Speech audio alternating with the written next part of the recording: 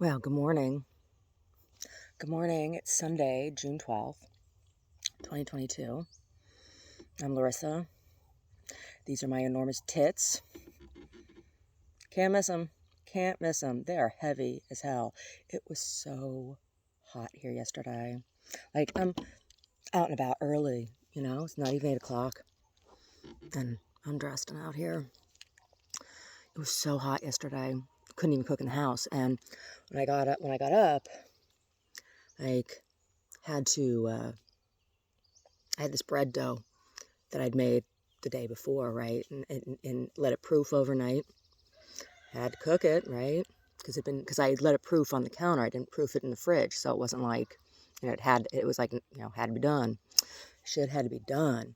So I decided I was going to do flatbread, and I turned on the stovetop, right? And Omar, he came stomping in. He's like, "What are you doing?"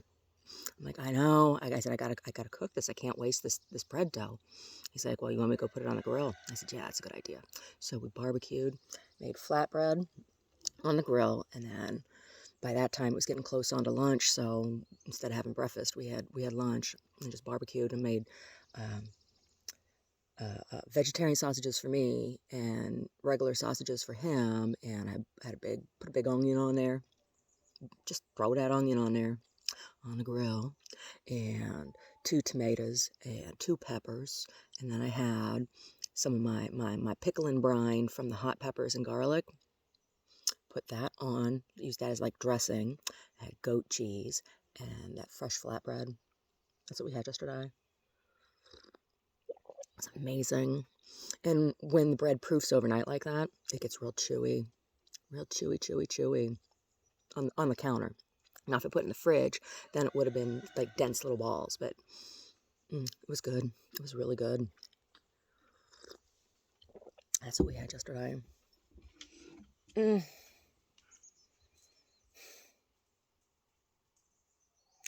nice and cool this morning. I'd say it's not supposed to be as hot today. I don't know. Might be a good day for titties in the sunshine.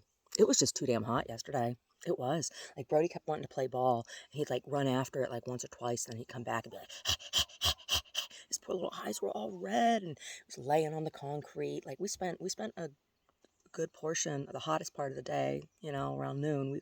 We spent that down in the shop, in the basement, because it was nice and cool, and then cleaned the house yesterday. Oh, it's so nice to have a clean house. But it was hot. It was hot. It was hot. It was hot. Like, it was so hot and I was so sweaty. My thighs weren't even sticking together. It wasn't sticky. I was all slick. I was like, psh, psh, psh, wet. Wet, wet, wet, wet, wet. Sweaty bitch. That's what I was. And it was nice because Omar cleaned the tub so I could take me a nice long soak. And I did. A nice salty soak.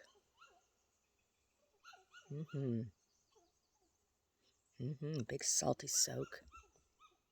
Look at that squirrel. Squirrel's fucking laughing at me. Squirrel was down here earlier. There's nutshells over here sitting by where I'm sitting. Squirrel's been coming around.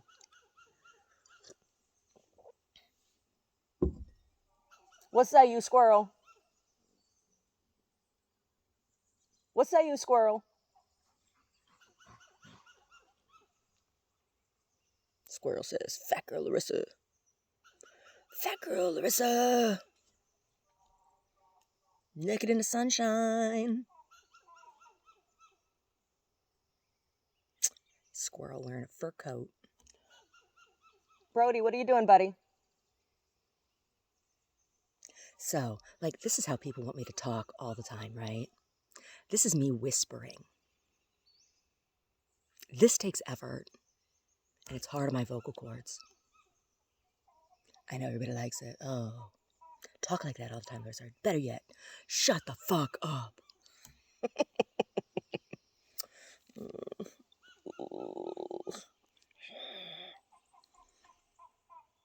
My unruly hairs.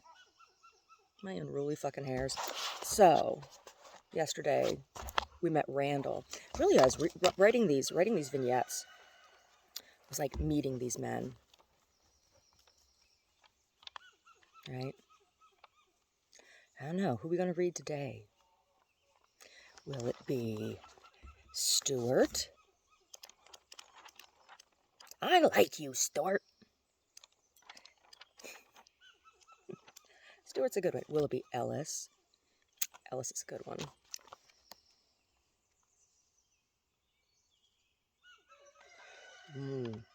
Will it be Corey? Corey. Will it be Corey? Who else we got? Maybe it'll be Corey. Corey's a good one.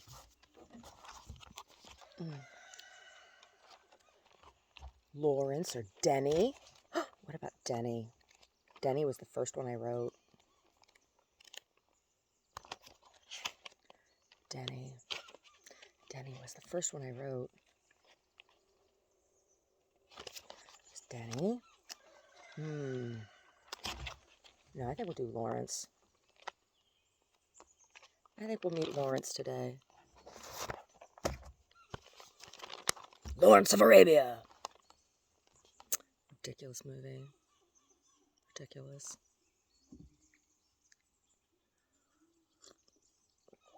Hurrah! That's what I'm drinking. Some Ethiopian. Hurrah! Just so much fun to say. I also am a fan of the Yirgacheffe.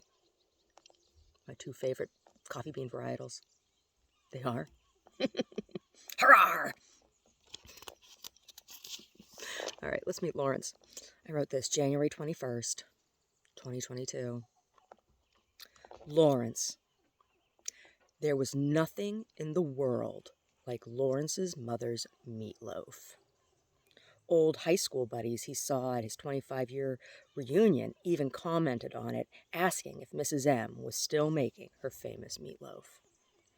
When his brother had called the night before from his cell phone standing outside of the ER to tell him Mom had fallen, Lawrence immediately had a craving for a cold meatloaf sandwich and a cold meatloaf and ketchup sandwich. That's important. Sitting at the counter of Jim Jack's Diner, he considered the dish on a list of daily specials.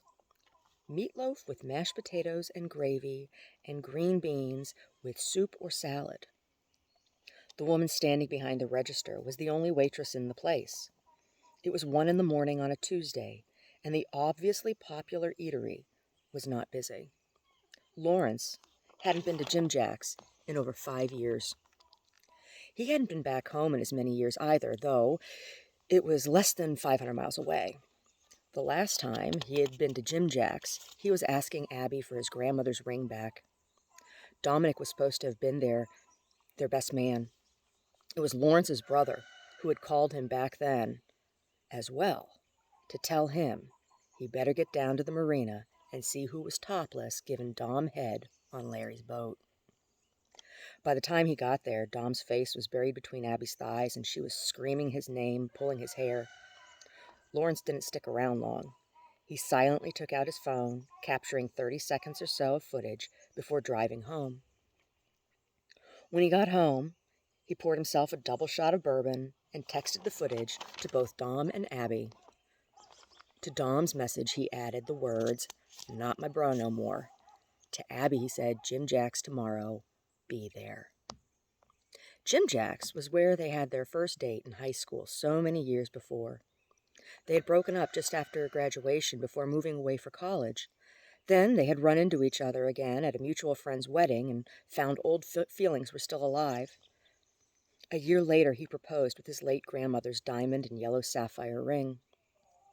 Then 4 weeks before the wedding, the marina happened. Lawrence looked past the bored-looking woman at the register at the booth where he and Abby had their first date and where she returned the ring.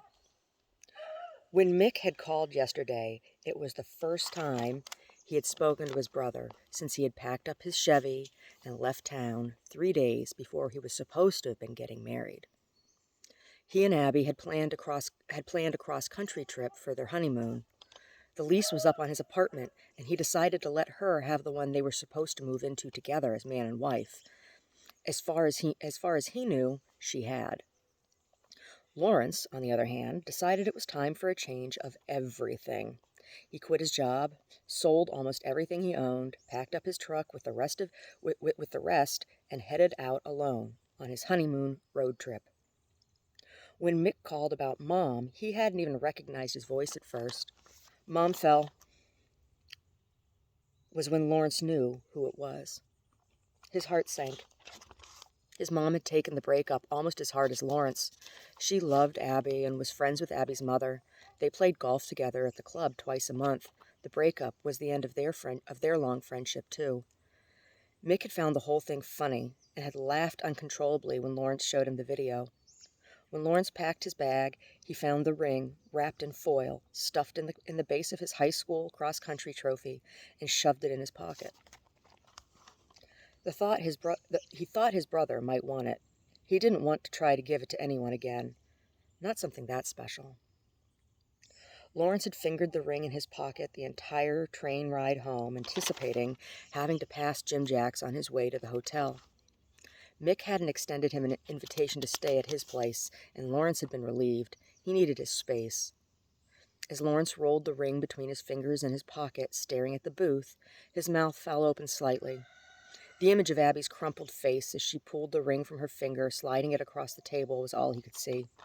It was the voice of the woman at the register that shook him from his stupor.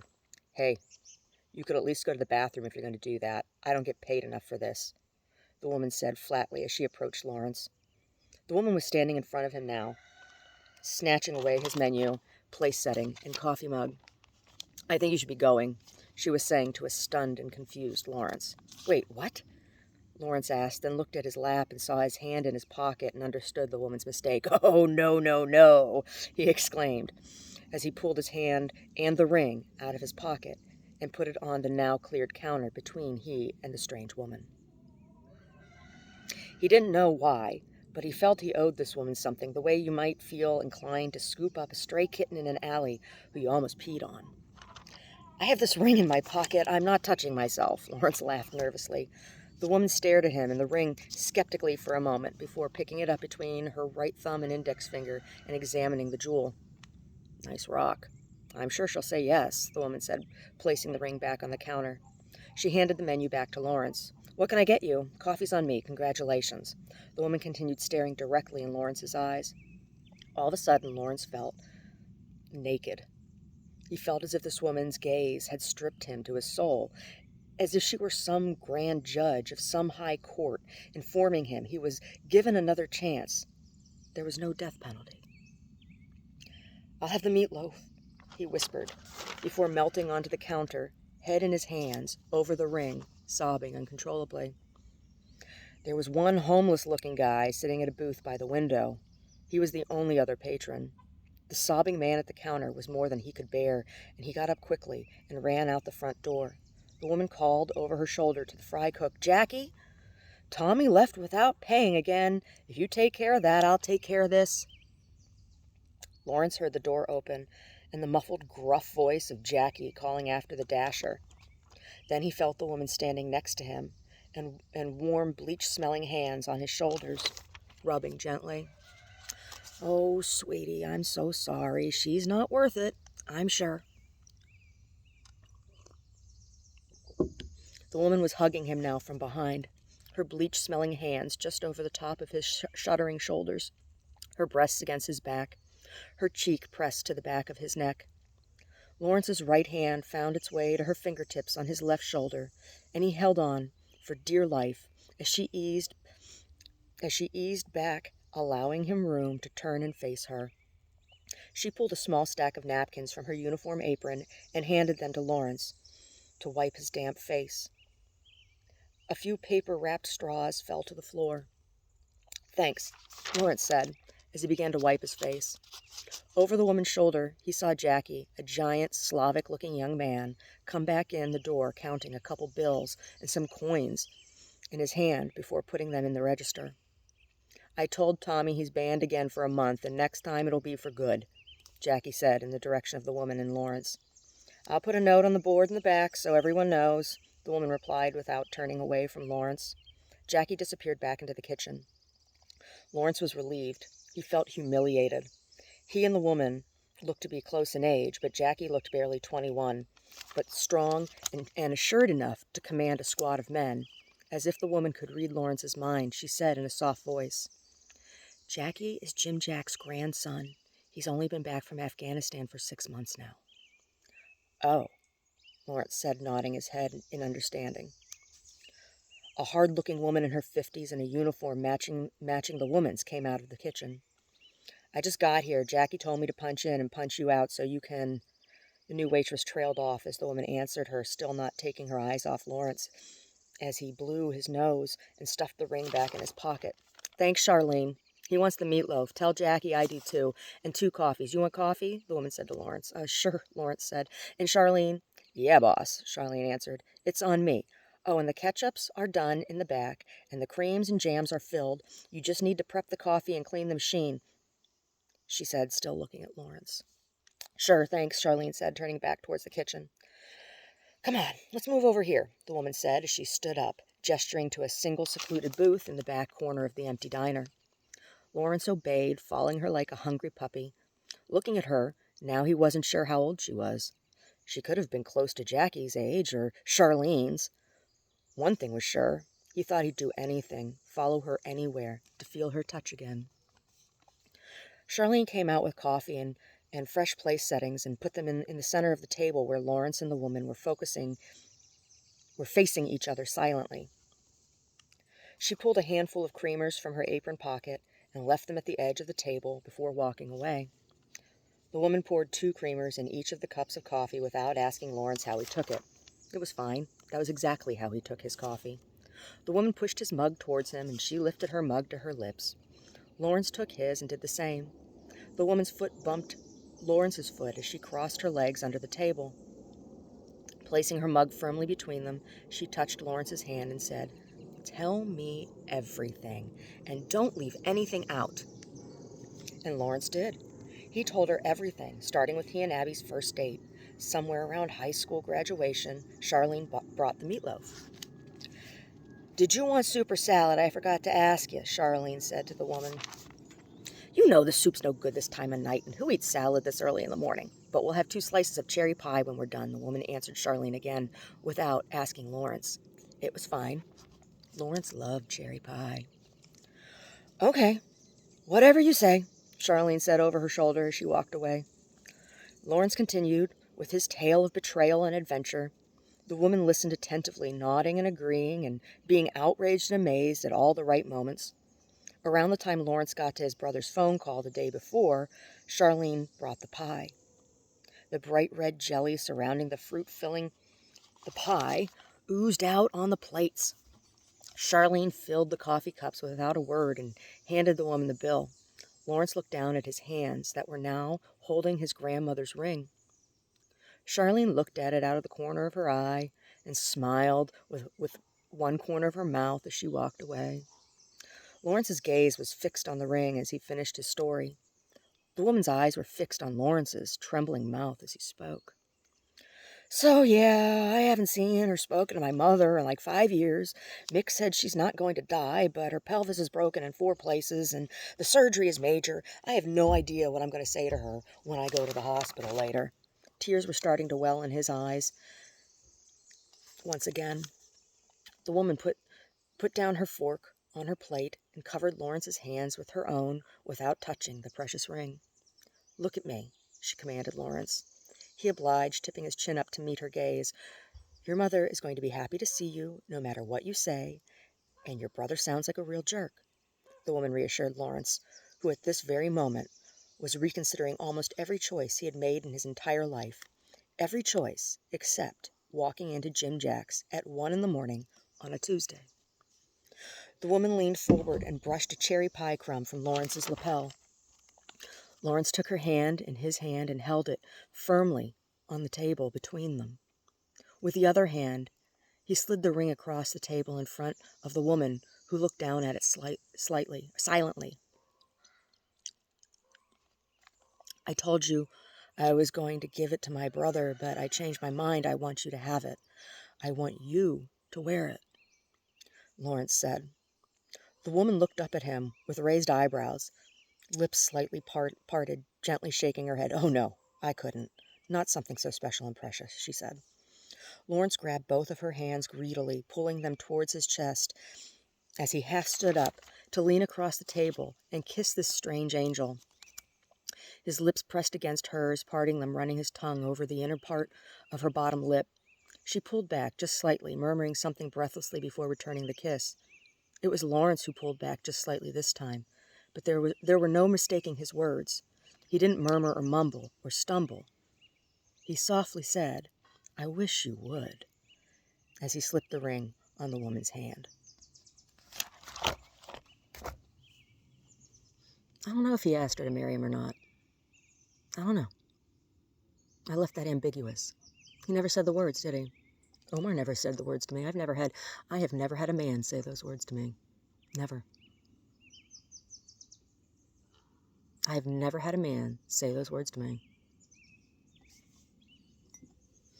I have had customers give me very personal items. I have had that happen. I tried returning them. I did. Sometimes, you know.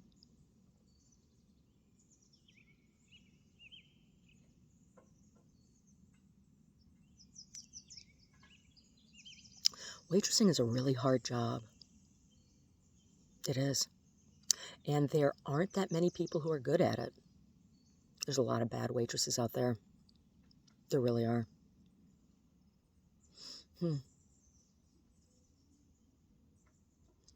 The thing is, like, it's a service, right? It's a service. And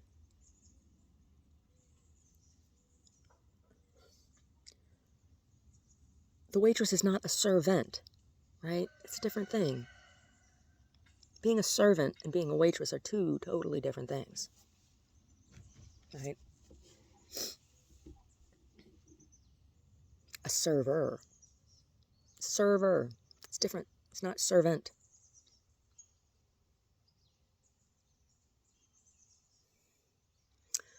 You have to be real careful not to be disrespectful of your patron, right? And some patrons are really disrespectful. Worst person to go to a restaurant with is my mother-in-law. She's the worst. She's so rude. So rude. There was this restaurant when we lived in Santa Rosa. It's called Monty's. It was a steakhouse, and it was a decent restaurant. It was a nice restaurant. And I mean, it wasn't fine. I wouldn't call it fine dining, but it was a high-end California cuisine. They had a really great, they had a good chef, and their wines and everything were really, really well paired with their menu.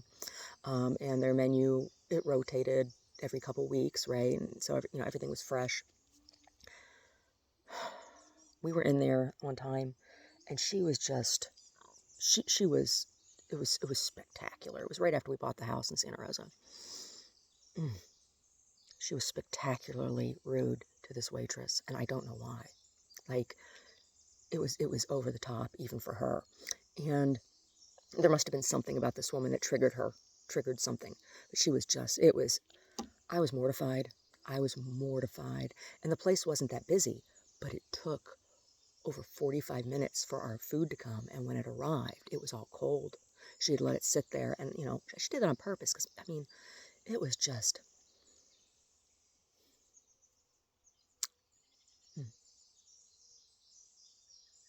No, I've when I was waiting tables, I addressed people as sir or ma'am or Ms. or by their name if they were a regular and I knew them, however it was that they wanted to be addressed. Oh, there's one guy called Jerk, Paul Audette. He called me Brat. I mean, that was just, we knew each other, so it was, but, being courteous without hovering or being like,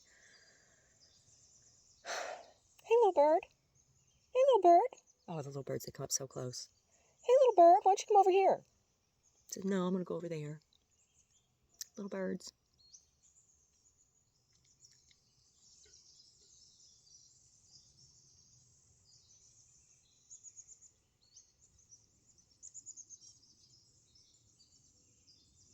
I've been singing Karen Carpenter songs recently.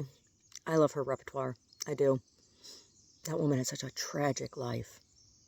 Such a tragic life. Her struggles. Her struggles. She had such a beautiful voice. Such a beautiful voice. And her songs, they're really saccharine. They are. They're really saccharine, sappy songs. But they're fun to sing, you know, vocally. Vocally, they're fun. Yeah. Why do birds suddenly appear every time you are near? Just like me, they long to be close to you.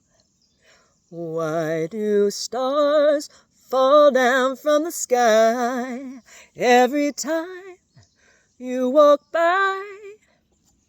Just like me, they long to be close to you.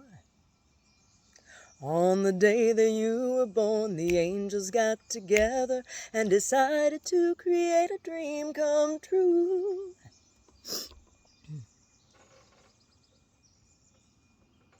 I made a joke one time. I'd go to Vegas with a Brian Carpenter lookalike and do the Fat Karen Carpenter show. I could sing all her love songs. and in a bar, not on one of the big stages, you know, one of the cheesy side bars that, you know, you go in to have a drink after you lose all your money, right? And I do the Fat Karen Carpenter show, and they can have bologna sandwiches, and bartender can look like Mama Cass.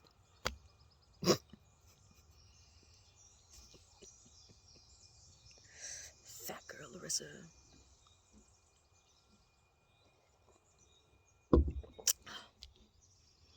If it doesn't get too hot today, I'm gonna make me some yellow peas and greens. That sounds good to me.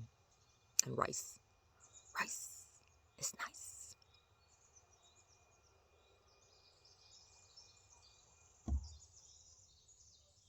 Anyway.